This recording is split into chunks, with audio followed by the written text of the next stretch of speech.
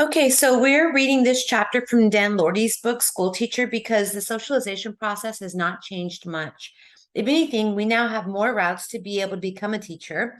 For example, now we have emergency certifications where students who didn't go to school to become a teacher can get emergency certified to teach, which is an accelerated truncated training process to be able to teach. Teach for America, for example, will hire students who recently graduated and have them do a summer training so they can begin the fall teaching in classrooms. In the past, if teachers did not pass their subject matter tests prior to graduating, they could not get a degree in the College of Education. Now that's not necessarily the case. Now there are alternative routes to teaching. And I really appreciate Dan Lortie's work because he conducts these in-depth interviews along with surveying teachers from 5 towns in Miami-Dade County. Through his interviews, he learns about the process teachers go through and how they understand and perceive their own experiences, and then how those experiences shape the way that they choose to conduct themselves in the classroom. So we're going to be paying attention to the constitutive rules. So what are the policies that enable a person to become a teacher? And then how do those policies and moving through those things, coupled with the teacher's experiences, shape their understanding and their engagement with the teaching profession? And I think this is super important because it'll help us to understand, how the inequalities in our education system wind up getting produced at that level within the classroom. Okay, so drawing on the sociology of work, we know that occupations shape people. How people become members of a profession can have an impact on their identity, their norms, values, and ideologies. There are actually both formal and informal processes to become a member of an occupation. Lortie says that if the socialization process is strong, that socialization process can have a profound impact on an individual's identity and even kind of shift their disposition once they become a member of the profession. The factors that affect the socialization process include the time it takes to qualify to become a member of the profession. The longer it takes to qualify to become a member, the longer the socialization process is, and the greater the impact that process has on the individual. If the preparation is arduous, by what I mean by that is like really challenging, and energy and or time intensive, this also shapes the worker. The harder it is, the more likely a person is to see themselves as different or having evolved from who they were prior to beginning the training process. And if the skills and knowledge they acquire or master to become a member of the profession are highly specialized, they again are going to have a stronger identity and or a shift in their identity when they become a member of that profession. Now, regardless of what type of job someone has, Lortie says that there's actually very similar processes or components of the induction process. To become a worker typically involves some form of formal schooling, which gives you knowledge so that you can do a job. Then there is the mediated entry, and this is where you have to be trained so that you know what your specific job duties and tasks are. And now, as you get that training, you're considered to be a neophyte. You're new to the profession or occupation, and you're just learning how to do it. And so it still takes time in order to master an occupation. This is where the learning while doing is really important. It'll take time for you to become proficient at the occupation, even if the formal schooling component is relatively weak. So I'm asking you to read this chapter because I want you to think about and be aware of the socialization process of teachers and how the socialization process can contribute to the reproduction of inequality in classroom settings. Schooling for the school teacher typically requires general schooling, which is a high school degree. Now, the knowledge that you get from grades K through 12 education is not specialized, it's considered universal. So that education doesn't necessarily help to distinguish teaching as a profession.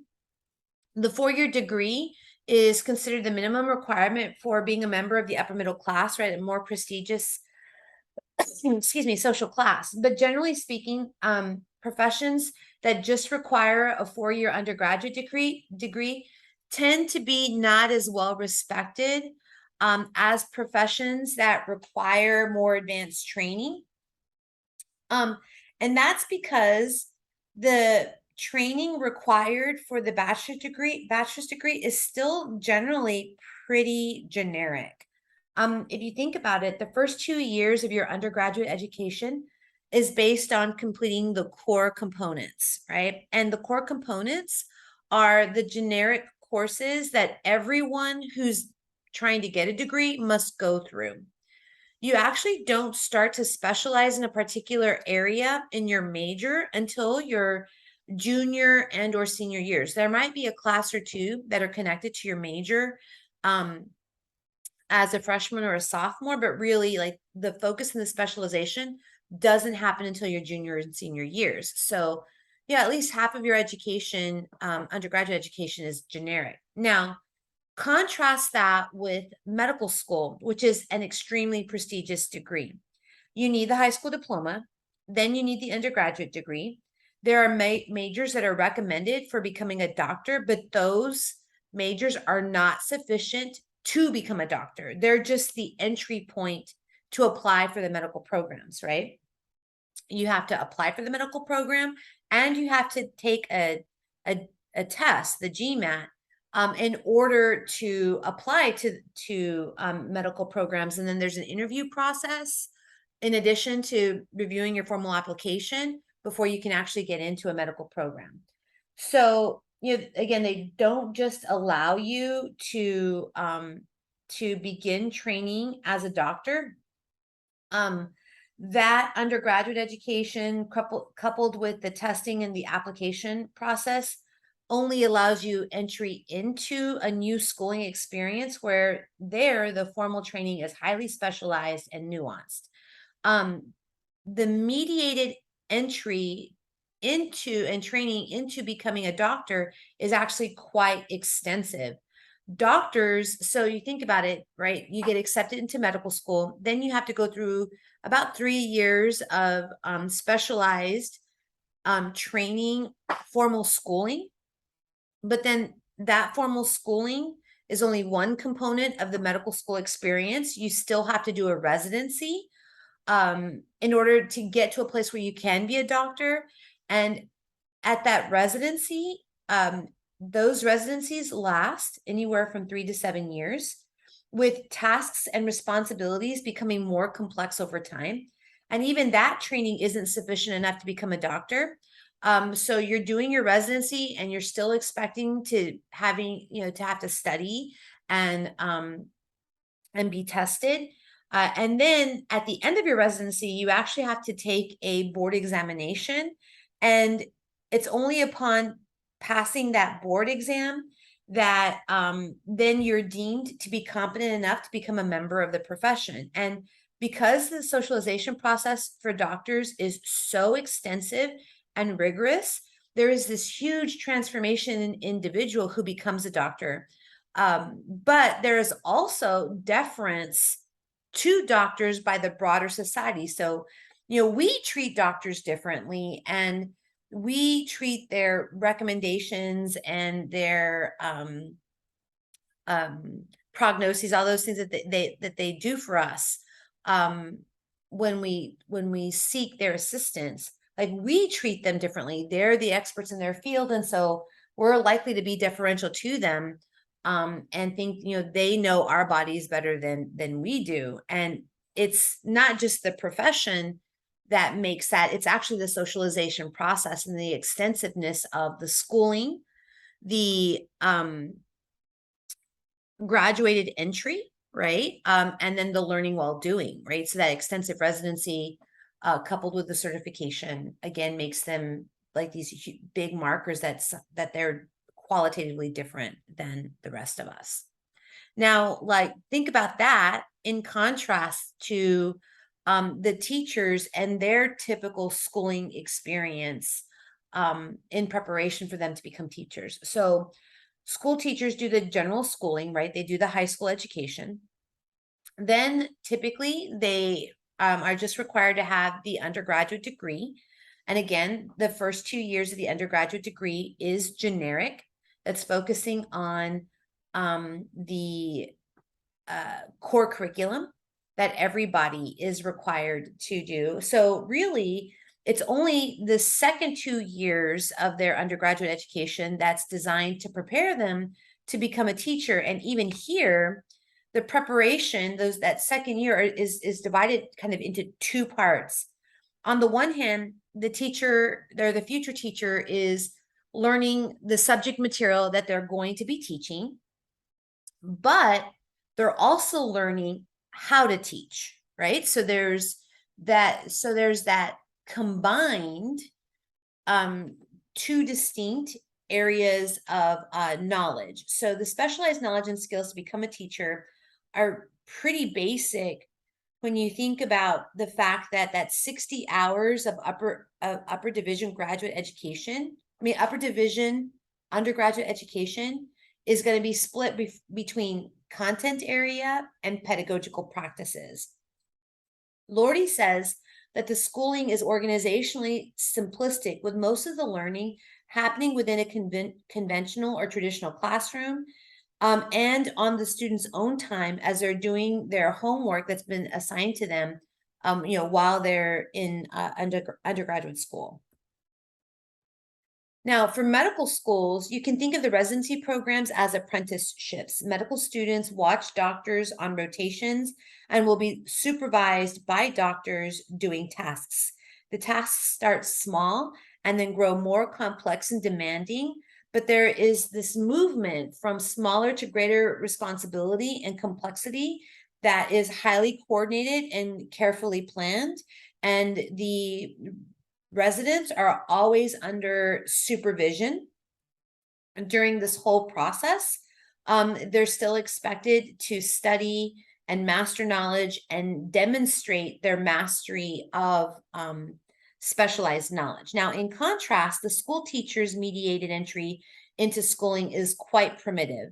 It's short and it's casual. Teachers actually learn the mechanics of teaching while they are still studying. Think about it. For people who go to school to become teachers during their last year of school, they have one semester where they're observing a teacher in their classroom. So they'll do kind of what's called like field basing, where they'll go out into the community, but typically they're only working with a single teacher and they're watching that teacher teach the first semester. Then the second semester, they will begin teaching themselves under the supervision of a teacher. And typically you'll see, a teacher being observed and then the teacher observing the student. The effectiveness of the learning during this mediated entry, though, is a function of the effectiveness of the supervising teacher. Supervising teachers, though, do not necessarily make more money for being a supervisor, nor is their schedule actually change so that they can be a supervising teacher to a neophyte teacher, right? To a teacher who's doing their field work. What's more, students typically only have one supervising teacher, so students are not really given the opportunity to observe diverse teaching pedagogies in classrooms. They don't necessarily receive feedback from different types of experts, and as a consequence, they are not required to compare, contrast, or analyze different classroom settings, different classrooms, different pedagogies. And once that year of prep is over, the following fall, assuming they pass their certification test, they are fully responsible for a classroom. Their duties are no different than a teacher who has been teaching for 25 years. The entry into the profession is actually very abrupt. Lortie notes that school teachers don't necessarily see their short, abrupt entry into the profession as such. That's because teachers actually have 16 continuous years of contact with teachers and professors. And for grades 1 through 12, when you look at the amount of contact hours that students are spending with classroom teachers, Lortie estimates that that teachers are actually spending about 13,000 hours with classroom teachers by the time they graduate high school. So this experience with teachers is occurring in a relatively small, relatively intimate space where the student is only sitting a few yards from the teacher. And when Lortie was interviewing the teachers that for his book or for his research, he said that the teachers recounted how important their own experience as students was in shaping their own teaching. And they often made reference back to former teachers that had a significant impact on them and their choice to become teachers, but also on their teaching styles. And he says, like, you know, these teachers who were once students, right? When they were students, they were not just passively, objectively, or even critically watching their teachers as part of their training. Actually, they were watching their teachers, but they were watching them and invested with affect. And basically what he means by that is that he was saying that these students or these teachers, when they were students, had really strong emotional connections to their teachers and their experiences. So many of the people Lortie interviewed noted that they projected themselves onto their teachers, putting themselves in their teacher's place. But he notes that it's important to recognize that the student's vantage point is just a student vantage point. It's very limited in scope. You know, the teachers talked about modeling themselves after their own teachers and the impact that those teachers had on them. But this is not the equivalent of an apprenticeship, the way that doctors are apprenticing in their residency programs, because these teachers who are drawing on their experiences as students are actually imagining what their teachers are doing. They're watching their teacher as if the teacher were at the front of a stage, and the student, who is now the teacher that Lortie is interviewing, the student is a member of the audience. The student, who is now a teacher, as a student, was not privy to any of the private intentions or the personal reflections that their own teachers were making. So what the student learns about teaching when they're drawing on their past experience as students is intuitive, it's imitative, and it's not explicit or analytical, right? It's not understanding the pedagogical choices or the philosophical choices that teachers are making when they're teaching content. You know, the student who's now the teacher is like, oh, I remember so-and-so, she was so great and I learned so much and she made learning so much fun. And so I want to be just like her. And so that's the imitative. I want to be, right? I think this works because it worked for me. So this really isn't an apprenticeship in terms of a formal training process, because again, the teacher is drawing on those experiences that were most impactful for them without the knowledge of the pedagogy and the philosophy and the subject matter, but also like selecting out the teachers who didn't have an impact on them and not thinking about those choices that they were making. Okay, so when Lortie interviews teachers about their training, he learns that they felt that the mastery of the subject matter was important, but they were actually like very critical of the training, like the pedagogical training they received through their undergraduate education. The teachers said that they felt like they received too little preparation in the practical aspects of the teaching profession. They wanted more information about classroom management, routines, disciplining students, and they felt that the instruction that they received was too theoretical and impractical and based on these kind of utopic classroom settings that don't exist in reality. And so they noted that when they did get training, it really didn't link to recurrent dilemmas or to available knowledge about how to handle those types of issues.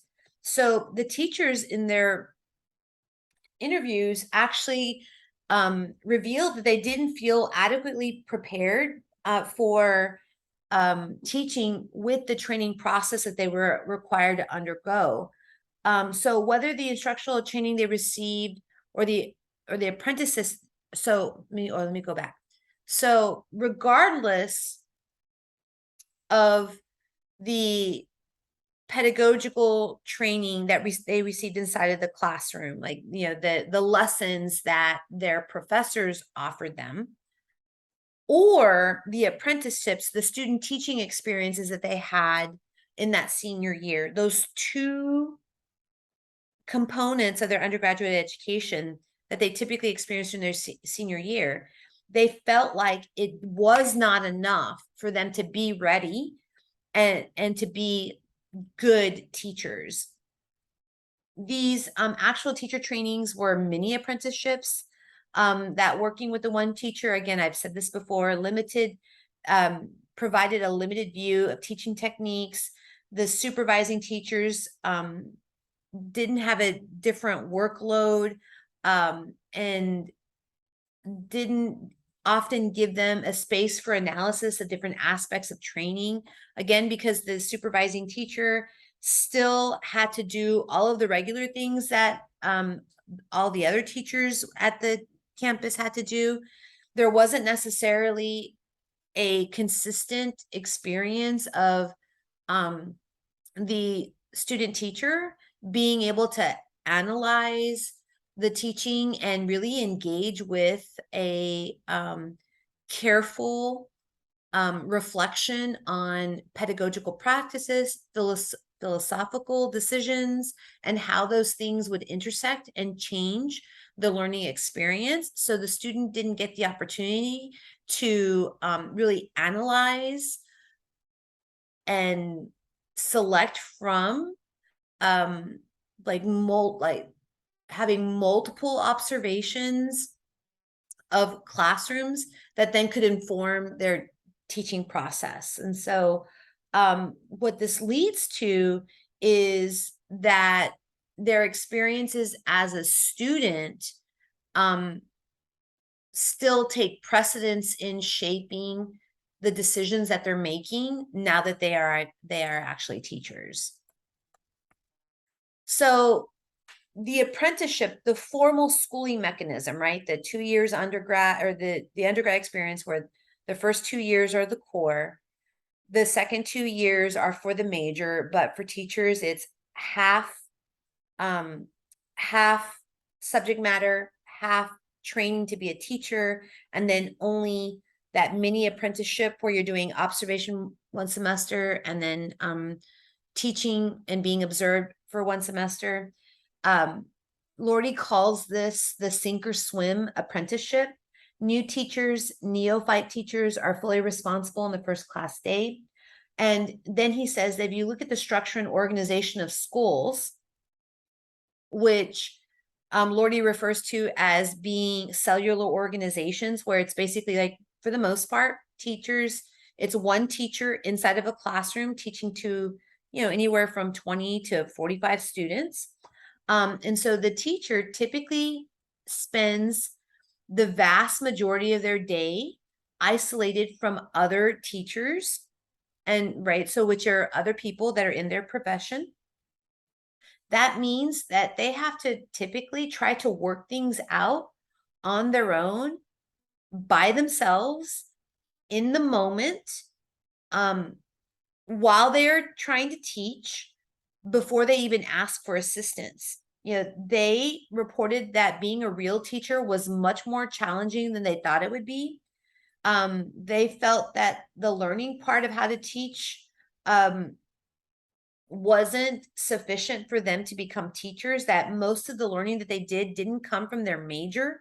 It actually came from their classroom experience when they were already teachers, right? The pedagogical theory was not sufficient training for their classroom experiences.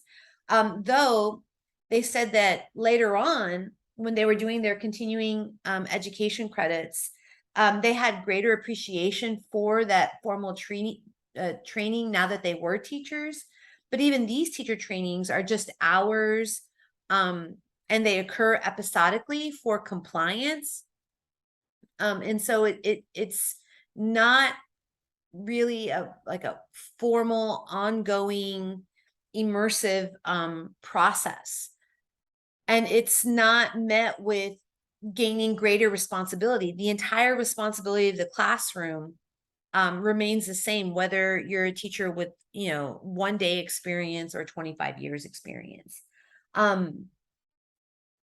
The main time they learned how to become teachers and what worked for them occurred after they had gained full entry into the position and were in charge of their own classroom. And again, they experimented in isolation and only sought out advice from others when they felt that they needed to. And even when they did that, they did it in such a way that they sought out guidance from people, and when they felt safe, they asked for information from other teachers who they already felt they had like a kinship with. And even then, so that's a highly selective process, right? They didn't necessarily go to people that they were not comfortable with, which also means that they closed themselves off to people who are different and who then may have different pedagogical or philosophical approaches. And then when they did go to the people they were highly selective about and ask for information, ultimately the teachers themselves chose whether or not to incorporate or heed the other teacher's advice. Moreover, right, their choices were not based on research in the traditional sense of research. Their choices were based on selective input from safe people, then screening ideas and deciding if and why they would try them or not. This is what Lortie means by screening. The screening of teaching strategies is based on artistic choices, like basically like, does this fit with me, my personality, my style, and not with scientific evidence. Teachers are still not adding to their educational toolkits based on research. Moreover, their selection of talking to teachers they're comfortable with limits the diversity of the experiences and social locations of their own like repertoire, their own toolkit. They're primarily relying on their experiences as members of the student audience and not relying on the diversity and experience of those who are members of their profession. I mean, again, think about it. If they're highly selective about who they're going to for assistance, that they're also saying, look, this person's or I value this person's orientation and input more than this other one. So there isn't this like shared camaraderie and that we're all professionals and everybody has an expertise that's worth drawing upon. The way the teachers are trained, though, through their limited schooling, the apprenticeship of observation, and the abrupt sink or swim entry into the profession, leads to what Lortie considers the promotion of conservatism. And what that means is like a resistance to change. When teachers are drawing on their experiences as students to shape their own work in the classroom, they are modeling work based on what worked for them as a child, right, a generation ago. So they will be more effective teachers for students who were just like them. Moreover, their formal training is brief. They're critical of their formal training and its limits of practical classroom management as being sufficient, right? They felt they didn't get enough practical training in management, and the material they were exposed to didn't take into consideration the real challenges they face in the classroom. So they're dismissive of the formal training that they actually got, which then just reinforces relying on their experiences as children when they didn't have access to formal training. And all of this then reinforces an orientation towards individualism in addition to conservatism. They wind up doing what works for best for them based on their individual experiences. So think about their formal schooling, 2 years of core coursework that is general, another 2 years of coursework that is divided between learning subject matter and then learning about the profession of teaching. And this leaves very little of any exposure to engaging with and understanding how the 5 hours a child spends outside of a classroom impacts what's happening inside the classroom. Remember when Berliner talked about 5 hours outside of the classroom in the community with families has an impact on, or there's 5 hours outside in the communities and with families that a child spends to every 1 hour that a child spends inside the classroom. And so even that 1 hour of the classroom, the teachers don't feel like they're getting enough training so that they can be effective teachers. And then they don't get the training about how that outside world comes into play in the inside world. And then when we think about them drawing on their own personal experiences and drawing on teachers that they feel safe with, right, then they are, one, not going to be well equipped to deal with children and with situations that are beyond and dissimilar to or different than their own personal experiences, which means kids that are more different than the teachers are going to have less opportunity and less likelihood of having teachers that will be employing pedagogical and philosophical approaches that will allow them to engage with and effectively teach the students who are not like them. So again, we've got to think about if they're drawing on their personal experiences and what worked best for them as students, and they're not thinking critically about their pedagogical and philosophical choices, and they're critical of the training that they do receive, they're still using this very limited vantage point when they're in the front of the classroom. Right. So there's another implication of this that it's also super consequential. If a teacher doesn't value the formal training that they receive, and they feel like that formal training doesn't prepare them for the teaching profession, they also then cannot organize themselves around the legitimacy of their own expertise and the credential that they receive. Moreover, that reinforces this idea that the rest of society can make decisions and are equally equipped to make decisions about what should happen inside the classroom. Right? The rest of society winds up treating the profession as a profession that anyone can do. And so when Lortie talks about this comes into play with accountability, right? That this is where it's at when students don't do well. And when the type of training that the teachers are receiving isn't valued even by the teachers themselves, then we become suspicious of what the teachers are actually doing within their classroom. And we put on these external evaluations, like how well do the students do on the Texas Essential Knowledge and Skills, to ascertain whether or not the teachers are actually doing their job. And this, again, in promoting that individualism and that individualistic orientation, makes them less likely to bond as a profession and to effectively advocate for what they need in order to do their jobs effectively. Again, because what they need is based on artistic criteria, self-selected criteria, which does not engender trust across the profession. Right.